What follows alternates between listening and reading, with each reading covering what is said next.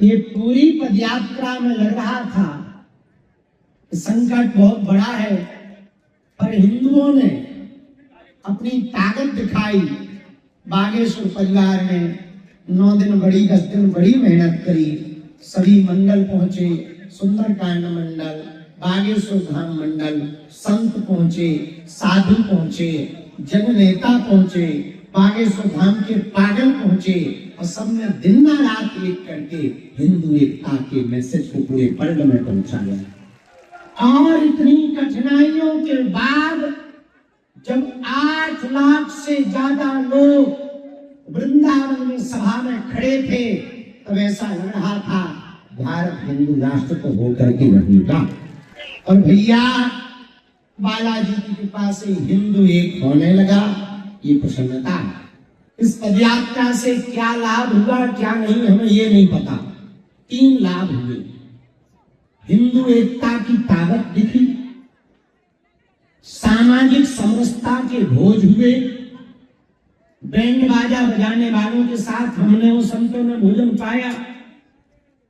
जिन्हें समाज में एकदम अछूत मानते, उनके साथ हम जब संतों ने प्रसाद पाया तो उन गांव में चर्चा हुई कि अब गांव में छुआछूत नहीं रहने। और तीसरा जो फायदा इस पदयात्रा से हुआ, वृंदावन में जो मदिरा की दुकानें खुली थी उन पर कार्रवाई शुरू हो गई। इस पदयात्रा का लाभ तो हुआ और इतना ही होता रहे तो वो दिन दूर नहीं जब भारत हिंदू राष्ट्र हो जाएगा। और सबसे बड़ी बात, पदयात्रा बालाजी की थी तो जिनके पास RDX पकड़ा गया, पता है कितना पकड़ा?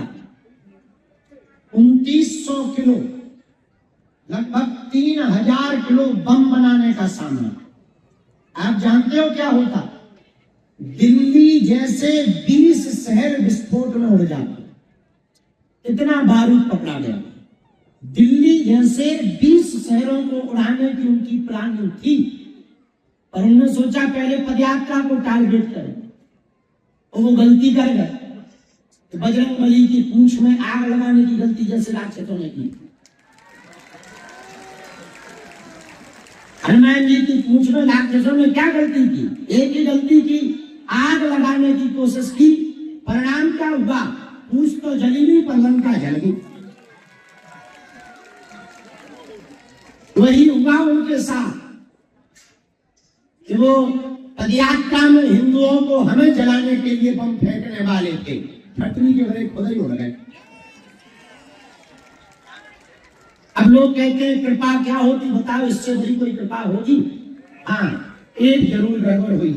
दिल्ली में जो विस्फोट हुआ वो नहीं होना चाहिए, वो जरूर गड़बड़ हो गया।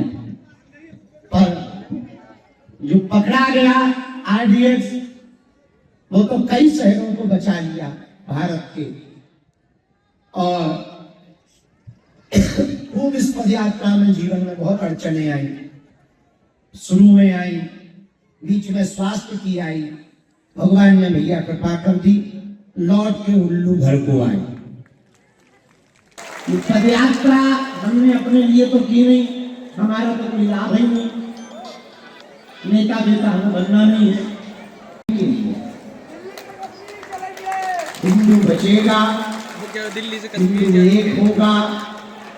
बालाजी के दर्शन हुए थे, बाहर रहे, पदयात्रा में रहे। बालाजी की पदयात्रा, बालाजी की कृपा से बालाजी ने बढ़िया करवाई।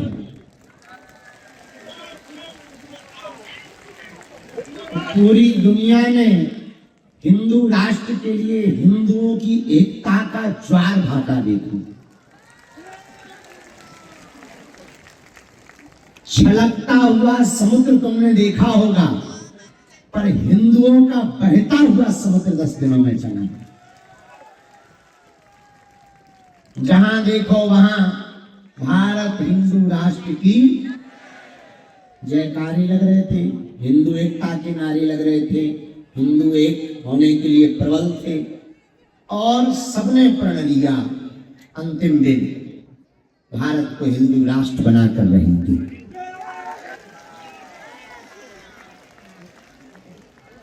आप लोगों को लग रहा होगा पदयात्रा हमने की।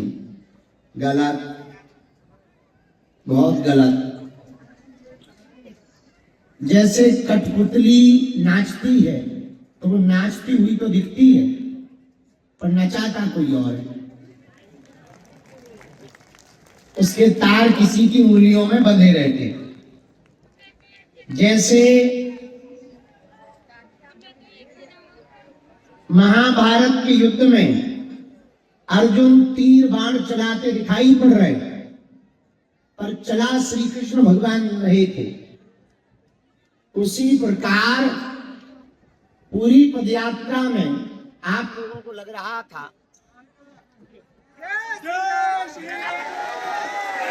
उसी प्रकार पूरी पदयात्रा में आपको दिखाई हम पड़ रहे थे। और सच ये है, समस्त पदयात्रियों के रूप में चल बालाजी रहे थे, करवा बालाजी रहे थे, कर बालाजी रहे थे, दिखाई हम सब पड़ रहे थे।